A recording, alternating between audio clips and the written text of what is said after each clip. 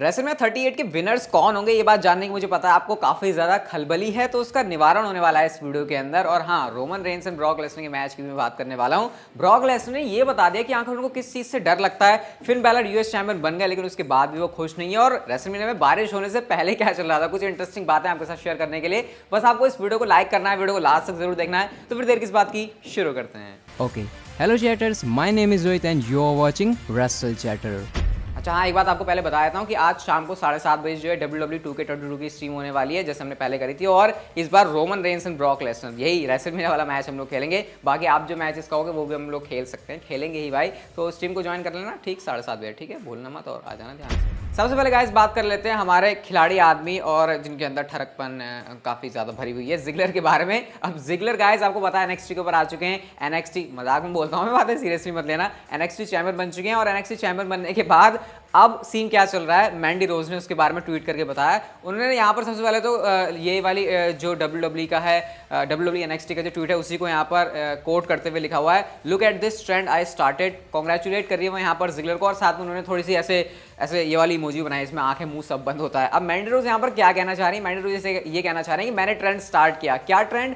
पहले main roster से NXT के ऊपर आने का और NXT में चैंपियनशिप जीतने का, क्योंकि आपको पता है मैंडी रोज ने भी चैंपियनशिप जीती, तो उसी वाले ट्रेंड को जिगलर ने भी फॉलो किया। इस बात को मैंडी रोज लिख रही है और थोड़ी सी परेशान भी है, क्योंकि उन्होंने एक इससे पहले ट्वीट करके ये भी लिखा था कि यार मैं जहां जहां जाती हूँ बंदा मेरे पीछे आ जाता है। जिगलर ने भी इंस्टाग्राम के ऊपर एक पोस्ट डाली हुई है जहां पर उन्होंने खुद की और मैंडी रोज की फोटो डाली हुई है, और यहाँ पर लिखा हुआ है वी आर NXT। मतलब वो ये बता रहे हैं कि हम दोनों बंदे NXT के ऊपर आ चुके हैं।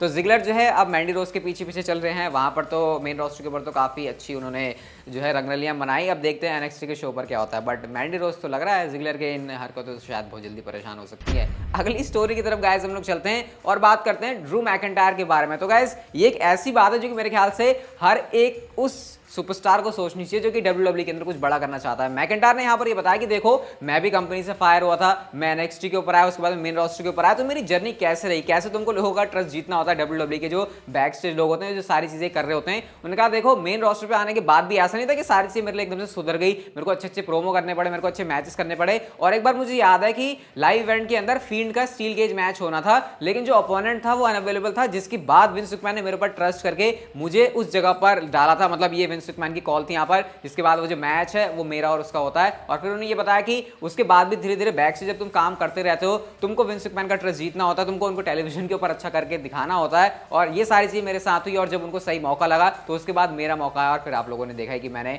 रिटर्न करने के बाद मेन रोस्टर के ऊपर क्या क्या कमाल किया हुआ है। तो प्रोसेस काफी लंबी होती है। आप कुल मिला के कह सकते हो कि विंस मैकमैन और WWE के जो क्रिएटिव राइटर्स हैं उनकी आंखों में आपको अच्छा देखने के लिए अचानक से वो चीजें वैसे नहीं होती। हाँ, अगर लक काम कर जाए तो फिर वो एक अलग बात है, लेकिन हाँ ड्रू मैकिंटायर के केस में तो एटलीस्ट ऐसा नहीं था। उनके हिसाब से उन्होंने काफी मेहनत करी, तो ये पूरी उनकी जर्नी में थी कि किस तरीके से वो वापस से ट्रैक के ऊपर आए। मुझे लगा आपके साथ शेयर करनी चाहिए ये, आप लोग मुझे बताना वैसे इसके बारे में आपके क्या थॉट्स है, क्योंकि अगर आप ड्रू मैकिंटायर को बहुत टाइम पहले से देख रहे हो, मतलब जब वो पहले WWE के अंदर थे और अब, तो भाई ट्रांसफॉर्मेशन ना सिर्फ उनके कैरेक्टर की, ना सिर्फ उनकी बॉडी की, बल्कि हर एक चीज़ की बिल्कुल डिफरेंट नजर आती है। अगली स्टोरी की तरफ गाइस हम लोग चलते हैं और बात करते हैं बॉबी लैशली के बारे में। जब उन्होंने बताया कि रेसलमेनिया 37 में आपको पता है ओपनर मैच ही ड्रू मैकिंटायर और बॉबी लैशली का था, तो यहाँ पर उन्होंने ये कहा कि जब रेसलमेनिया से ठीक पहले बारिश हो गई थी तो क्या रिएक्शन था उनका, क्या सारी चीज़ चल रही थी। तो उन्होंने कहा मेरा मैच तैयार ही था, उसके बाद हमको पता चलता है कि वेदर की वजह से चीज़ें डिले हो जाएंगी। और उन्होंने ये कहा कि मैं अंदर से इतना भरा हुआ था ना, मैं मैच में जाने के लिए इतना तैयार था कि मेरा तो मन कर रहा था कि बस ड्रू मैकिंटायर को जाके मैं फोड़ दूं और मेरे सामने कोई कैमरामैन लेके आ जाए। मेरे से वेट नहीं हो रहा था बिल्कुल भी।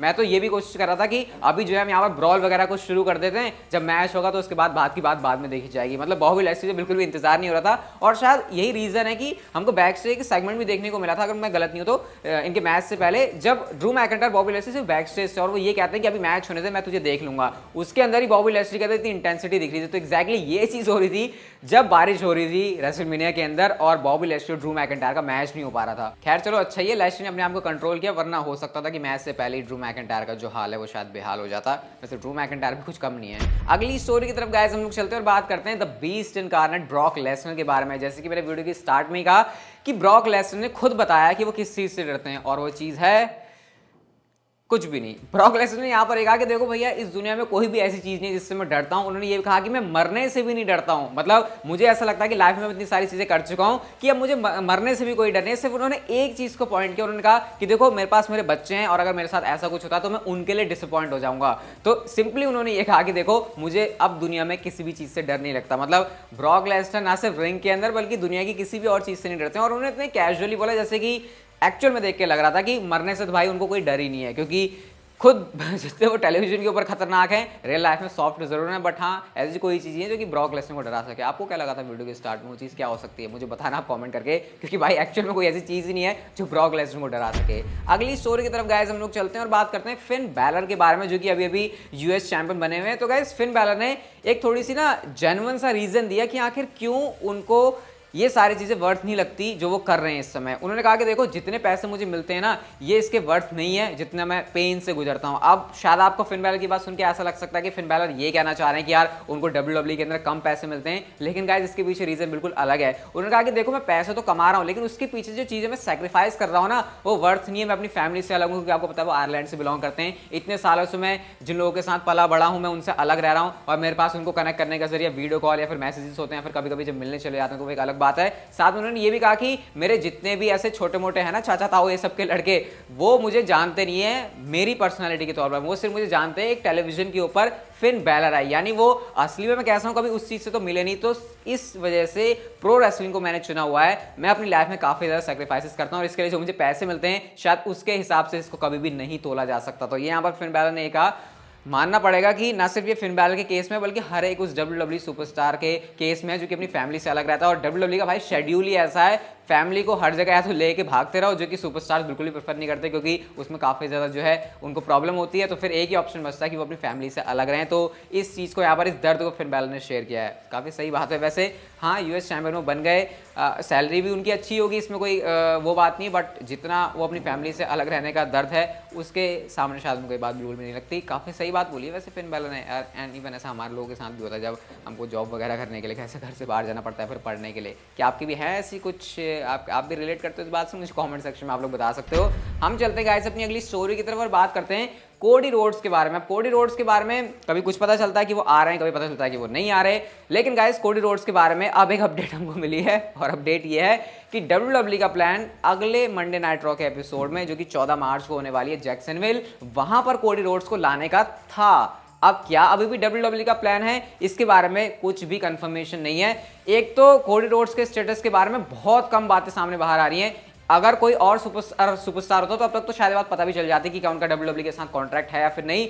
अब कह तो ये रहे कि कॉन्ट्रैक्ट नहीं है, लेकिन हो सकता है सीक्रेटली WWE और कोडी रोड्स अभी तक के कॉन्ट्रैक्ट साइन कर चुके हों, और अगर रेसलमेनिया 38 के अंदर उनको कोडी रोड्स को एक मैच के अंदर लाना है तो फिर शायद उनको रेसलमेनिया से कुछ हफ्ते पहले किसी एपिसोड में लाना ही होगा। तो 14 मार्च को जो अभी WWE का रॉ का एपिसोड होने वाला जैक्सनविल से, वहां पर WWE का कोडी रोड्स को एक पॉइंट पर लाने का प्लान था। अब क्या स्टिल वो WWE का प्लान है, वो तो शायद हमको नेक्स्ट मंडे नाइट रॉ के एपिसोड से पता चलेगा। बट फिलहाल के लिए ये कुछ अपडेट है कोडी रोड्स के बारे में। काफी चेंज होकर आ रही है, लेकिन जो मेरे पास लेटेस्ट फ्रेश होगी वो आपके साथ शेयर कर दूंगा। और अगर आते हैं तो फिर देखते हैं कि उनके साथ WWE क्या करती है, स्पेशली उनका रोल क्या होता है। हम चलते हैं गाइस हमारी आज की नेक्स्ट एंड फाइनल स्टोरी की तरफ और बात करते हैं रेसलमेनिया 38 के मैचेस के बारे में। अब गाइस जो रेसलमेनिया के ऑड्स हैं वो रिवील हो चुके हैं। अब हम इसको अर्ली बैटिंग ऑड्स नहीं कहेंगे, क्योंकि अब रेसलमेनिया को होने में ज्यादा भी टाइम नहीं बचा हुआ है। तो गाइस सबसे पहले मैच की बात करते हैं, जो कि Logan Paul and the Miz versus Dominik and Rey Mysterio के बीच होने वाला है। यहां पर जो हील वाली साइड है, यानी कि लोगन पॉल एंड मिज, वो फेवरेट हैं। इसके बाद मैच आता है रॉ वुमेन्स चैंपियनशिप के लिए बियांका ब्लेयर और बेकी लिंच का। तो बैटिंग ऑड्स के अकॉर्डिंग बियांका ब्लेयर चैंपियन बनने वाली है, मतलब कि टाइटल चेंज यहाँ पर बैटिंग ऑड्स जो है सजेस्ट कर रहे हैं। और इस तरीके से इस मैच में जो विनर है वो सकती है Bianca Belair. SmackDown women's championship के लिए रोंडा राउजी और शार्लेट फेयर का मैच, और यहां पर एकदम क्लियर फेवरेट है रोंडा राउजी की, वो शार्लेट फेयर को हरा के जो है चैंपियनशिप जीत जाएंगी। लेकिन जो सबसे बड़ा मैच, सबसे मेजर मैच है title unification, champion versus champion, Roman Reigns versus Brock Lesnar.